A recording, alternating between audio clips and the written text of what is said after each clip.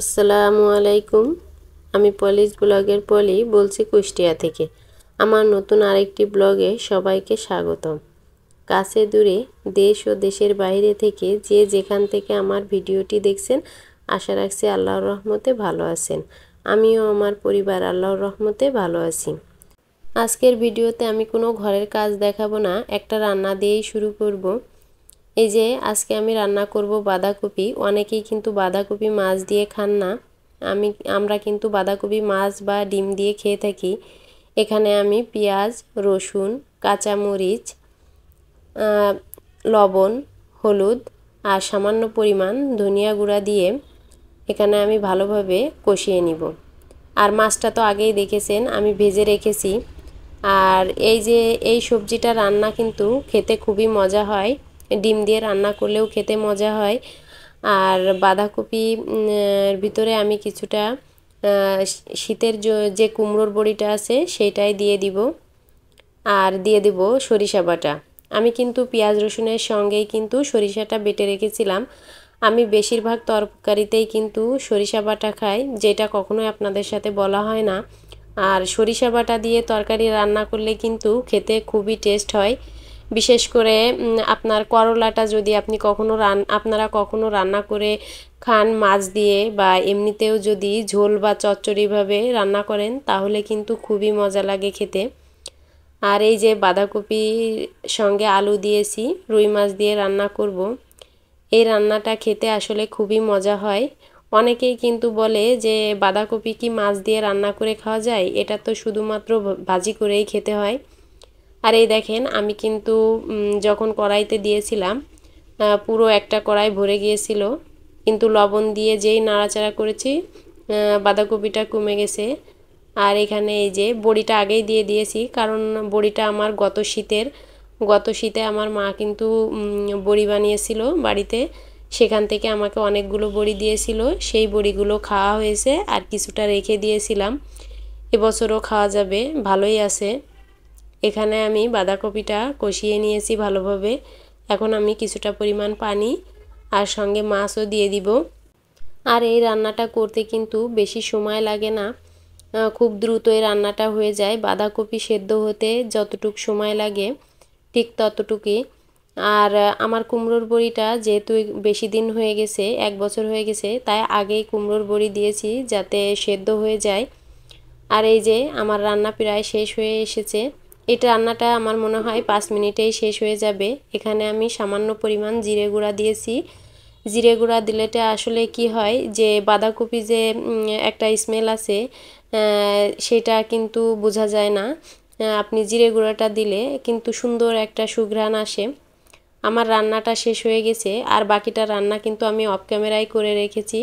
এখন আমি দেখিয়ে দিব আমি যে পাতিলে রান্না করি বা এই কড়াইতে রান্না করি, এই কড়াইতে কিভাবে আমি দাগ উঠিয়ে আমার কড়াইটা পরিষ্কার রাখি। মাত্র 2টি উপকরণ দিয়েই কিন্তু আমি এই কড়াইটা পরিষ্কার করি, আর ঘরে থাকা 2টি উপকরণ দিয়েই কিন্তু কড়াইটা সুন্দর মতো পরিষ্কার করে নেওয়া যাবে। এই কড়াইটা কিন্তু আমি অনেক দিন ধরে রান্না করি। আমি ফ্রাই প্যানে রান্না করতে আসলে বেশি স্বাচ্ছন্দ্য বোধ করি না। এই যে এখানে কিন্তু আমি সামান্য পরিমাণ বালি দিয়ে দিয়েছি। এইটা যদি মোটা দানার বালি হয় তাহলে কিন্তু খুবই ভালো কাজ করে। আর এই যে আমের পাতা, সাধারণত সব জায়গায় কিন্তু এই আমের পাতাটা পাওয়া যায় আর বালিও পাওয়া যায়। এই বালুটা দিয়েছি আর সঙ্গে আমের পাতা দিয়ে পরিষ্কার করে নিব আমার এই কড়াইটা। আর আমি কিভাবে পরিষ্কার করছি সেটা আপনারা যদি ভালোভাবে দেখেন, তাহলে আপনারা যারা এই পাতিলে রান্না করেন তারা কিন্তু সবসময় পরিষ্কার করে রাখতে পারবেন। আর এখন যেহেতু শীতকালে কিন্তু একটু হাতে ময়লা বেশি জড়ায়, তার কারণে কিন্তু আমি একটা গ্লাভস লাগিয়ে নিয়েছি। আর এই যে বালু দিয়ে আমের পাতা দিয়ে আমি সুন্দরভাবে ডলে নিচ্ছি। এইভাবে ডললেই কিন্তু এই কড়াইটা সুন্দরভাবে পরিষ্কার হয়ে যাবে। আমি দেখেছি অধিকাংশ মানুষই কিন্তু এই ধরনের কড়াইতে রান্না করলে শিরিষ কাগজ দিয়ে এই কড়াইগুলো পরিষ্কার করে, যার কারণে কিন্তু আপনার দ্রুতই ছিদ্র হয়ে যায় এই ধরনের কড়াই বা পাতিল। আর ভাতের পাতিলও যদি আপনি শিরিষ কাগজ দিয়ে পরিষ্কার করেন তাহলে কিন্তু দ্রুতই নষ্ট হয়ে যাওয়ার সম্ভাবনা থাকে। তাই এখানে যদি আপনি সামান্য পরিমাণ বালু আর যদি 2-3টা আমের পাতা দিয়ে সুন্দরভাবে ডলে পরিষ্কার করেন 5 মিনিটের মধ্যেই কিন্তু আপনার এই কড়াইটা সুন্দরভাবে পরিষ্কার হয়ে যাবে। আর এইভাবে পরিষ্কার করার পরে যদি আপনি এতে মাছ বা যে কোনো ভাজি করেন তাহলে কিন্তু কড়াইতে আটকে যাবে না, সুন্দর পিছলা হয়ে থাকবে কড়াইটা। আপনি ফ্রাই প্যানে যেভাবে ভাজা করেন ঠিক সেইভাবেই ভাজাটা হবে। যেসব ভাইয়া আপুরা এখনও পর্যন্ত আমার ভিডিওর সঙ্গে আছেন প্লিজ একটা লাইক দিয়ে দিবেন। আর যারা আমার এই ইউটিউব জার্নি শুরু থেকে এখনও পর্যন্ত সাপোর্ট করে যাচ্ছেন তাদেরকে অসংখ্য ধন্যবাদ। আর যারা আজ প্রথমবার আমার চ্যানেলটি ভিজিট করছেন, এমন ব্লগ ভিডিও পছন্দ করে থাকেন তাহলে আমার চ্যানেলটি সাবস্ক্রাইব করে পাশে থাকা বেল বাটনটি ক্লিক করে অল অপশনে সিলেক্ট করে রাখতে পারেন। তাহলে আমি যখনই ভিডিও দেব নোটিফিকেশন আপনাকে জানিয়ে দিবে, আপনি সময় সুযোগ করে আমার ভিডিওটি দেখে নিতে পারবেন। আর যারা অলরেডি এসব কাজ করে দিয়েছেন তাদেরকে অসংখ্য ধন্যবাদ। আপনাদের সঙ্গে কথা বলতে বলতে কিন্তু আমি ইতিমধ্যে 2বার বালু দিয়ে আর আমের পাতা দিয়ে পরিষ্কার করে ডলে ধুয়ে নিয়েছি। আর এই যে এখন দেখেন আমার যে কড়াইটা কত সুন্দর পরিষ্কার হয়ে গেছে। আসলে আমি কিন্তু সব সময় এইভাবে আমার এই কড়াইগুলো পরিষ্কার করে রাখি। আর আমি কিন্তু সব সময়ই 2টা পাতিল ব্যবহার করি, কারণ আমার বেশি হাঁড়ি পাতিল ব্যবহার করতে ভালো লাগে না।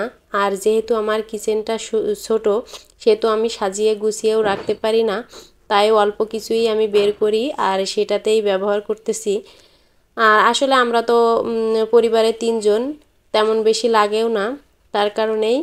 আর এই যে এইভাবে যদি আপনারা এই পাতিল পরিষ্কার করেন তাহলে কিন্তু সুন্দর চকচকা থাকবে আর কোনো ভাজি উঠাতেও সমস্যা হবে না। আর এটা কিন্তু আরও পরিষ্কার হবে, আপনি যত সময় পরিষ্কার না হয় ডলতে থাকবেন দেখবেন একদম পরিষ্কার হয়ে যাবে। আর আমার ভিডিওর কোথাও যদি কোনো অংশে ভুল হয়ে থাকে ক্ষমা সুন্দর দৃষ্টিতে দেখবেন। আল্লাহ হাফেজ।